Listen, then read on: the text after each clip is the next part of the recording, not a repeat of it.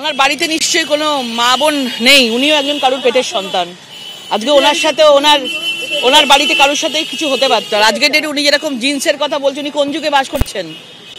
উনি কোন যুগে বাস করছেন? আজকে ওনাদের সাংসদরা বা ওনাদের এমএলএরা যে ধরনের মানে জামা কাপড় পরে, যে জন্য আধুনিকতা দেখায়, আজকে তিনি সেই সব কথা বলছেন।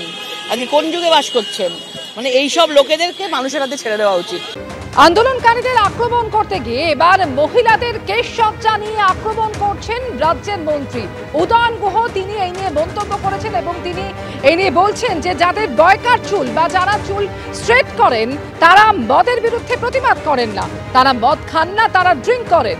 এমনই মন্তব্য করেছেন উত্তরবঙ্গ উন্নয়ন মন্ত্রী উদয়ন গুহ। মহিলাদের জিন্স পরা নিয়েও কটাক্ষ করেছেন তিনি।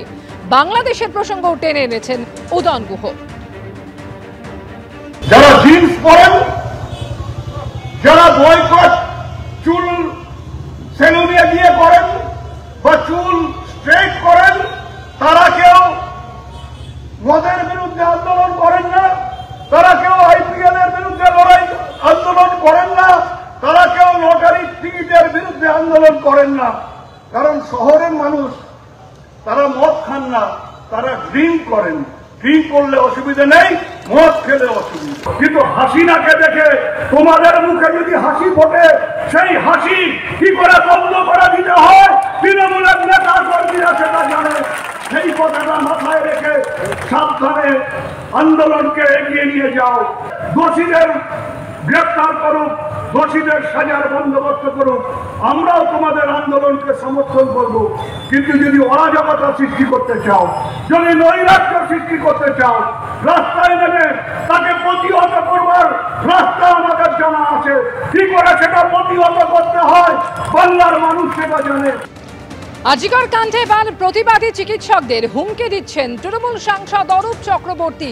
তিনি বলছেন অবরোধের নামে কেউ পুরুষ বন্ধু নিয়ে ঘুরতে গেলে এবার জনরোষ তৈরি হবে।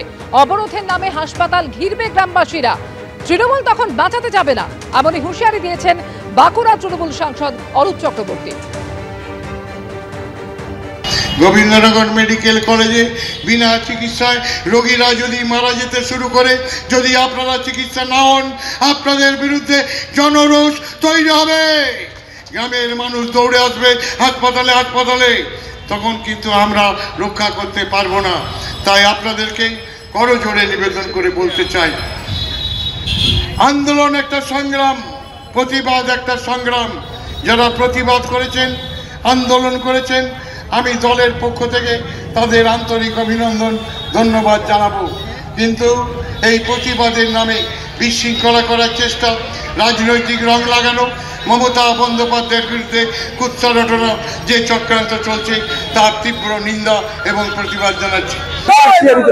জনরোষ হবে যদি হাসপাতালে রোগী মারা যায়, ডাক্তাররা যদি ডাক্তারি না করে অবরোধের নাম করে বাড়ি চলে যায়, যদি বয়ফ্রেন্ড নিয়ে ঘুরতে যায়, তাহলে তো অটোমেটিক হবেই। রোগী যদি বিনা চিকিৎসায় হাসপাতালে মারা যায়, তাহলে মানুষ কি ছেড়ে দেবে গ্রামের মানুষ? পুলিশের উস্কানি দিচ্ছেন শাসক দলের সাংসদ অরূপ চক্রবর্তীর হুঁশিয়ারি প্রসঙ্গে এমনই প্রতিক্রিয়া আন্দোলনরত চিকিৎসকদের। 14 তারিখের যে ভ্যান্ডালিজম হয়েছে, এই ভ্যান্ডালিজম সমস্ত পশ্চিমবাংলার সমস্ত মানুষ প্রত্যক্ষ করেছে সংবাদ মাধ্যমের থ্রু দিয়ে। তাহলে এই ঘটনায় টোটাল অ্যাডমিনিস্ট্রেটিভ যে ফেলিওর, টোটাল স্টেট গভর্নমেন্টের যে ফেলিওর, তা প্রমাণিত হয়েছে। এই 11 দিন কলকাতা পুলিশ এবং সিটের আন্ডারে যে তদন্ত প্রক্রিয়া চলছিল, এই তদন্ত প্রক্রিয়ার অগ্রগতি কী ছিল, তার উদ্দেশ্য কী ছিল? মহামান্য আদালত তো পরিষ্কার বলেছে যে তাদের অগ্রগতি জিরো, বিগ জিরো। মাননীয় সাংসদের এই জায়গাটা আগে অত্যন্ত ভালোভাবে প্রত্যক্ষ করা প্রয়োজন ছিল।